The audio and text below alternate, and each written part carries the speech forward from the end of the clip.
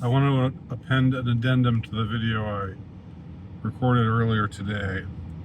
And in that video, I talk about how it's in the Western world, and only in the political West,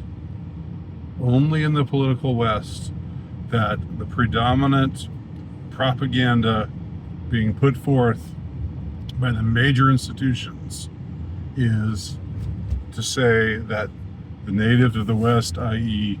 whites, are bad, that their history is full of bad things, and that they ought to be ashamed, and they ought to let their guilt over their ancestors' historical crimes give them an impetus to welcome people from other cultures and societies who are to be the replacements of the native populations of the West. I don't think I'm coming back to this again because I don't think this is dwelt on, and the uniqueness of this is dwelt on at all, much less enough. This is the only time in history when that has been the case, where the major institutions of a country, or in this case a politically grouped together series of countries known as the West, with a few exceptions here and there like Poland or whatever, but they're exceptions that draw attention to themselves. They're exceptions that show the rule, that demonstrate the overwhelming rule. Okay, that there has been no time in history when this has been the case before. All right. Now, there have been plenty of evil regimes. There have been plenty of totalitarian dictatorships which have done really bad things. But even in the totalitarian dictatorships where bad things were done including to members of the native population, the idea was that the propaganda, the predominant notions that were put forward by the institutions, i.e. the universities, or just the government in general, government propaganda, or the press or whomever. It was all of it is phrased in a way that is pro the native population. So you have in China, which is of course not an ideal place to live, given restrictions on freedom of speech and dissidents being arrested and all kinds of things like that.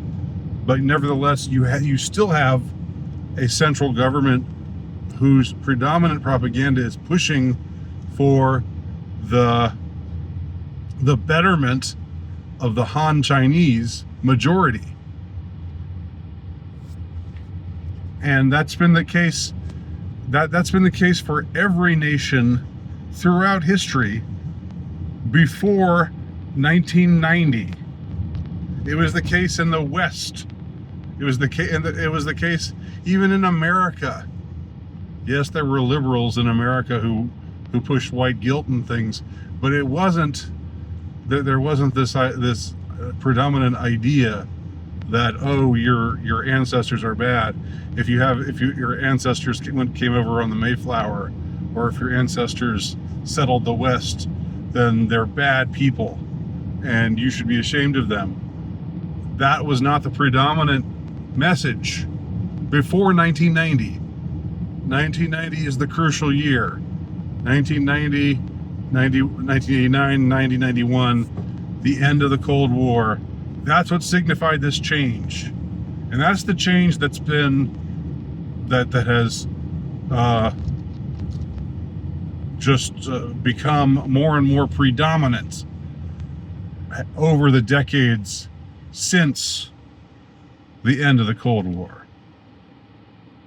And again, we really need to think about that. Think about why that is, and why it's the only place in the world, the only time in history, and even at this time in history, it's only in the West that this shit is pushed on the native populations of the West.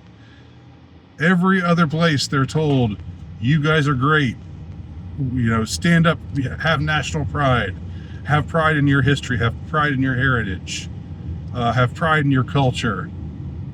It's only in the West where we're told the very opposite by all of the moneyed institutions.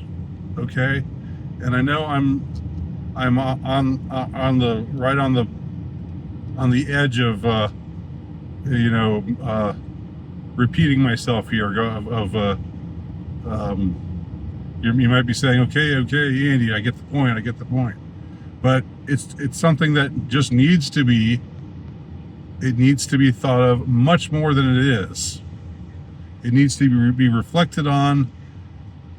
Without this stupid, embarrassing shorthand that so many people in the dissident right resort to, where it's just it's the who's.